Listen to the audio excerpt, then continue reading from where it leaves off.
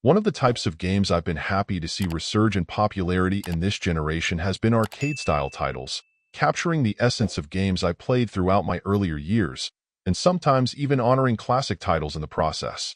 The thing is, just like back in the day, not all games in this style work out to be very fun. So we've had plenty of misses to go with the hits. In principle, the puppy-saving action and positive vibes of Rescue the Beagles got it off to a good start, but it unfortunately didn't take me long to start seeing some irritating issues. I think the primary among them is what can feel like pretty loose controls, in particular when it comes to falling between levels. I don't think it's a coincidence that the promo materials specifically point out how newbies could struggle with dying from high falls. Instead, I think it's just an issue that dogged them and they couldn't quite resolve. In principle, I wouldn't mind needing to be careful about the distance, but I had two issues with this design problem.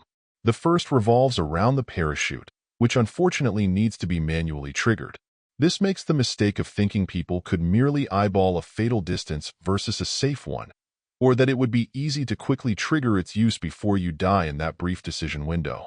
Simply making it auto-trigger when necessary could have resolved the whole problem, but instead it becomes a persistent frustration.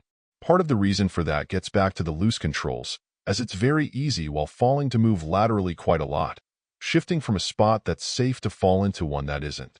My second issue is likely a combination of going with procedural stage design and poor planning, and it adds another layer to the concerns with fall distances, and it's with how often trees in the foreground interfere with your ability to clearly see where you'll land.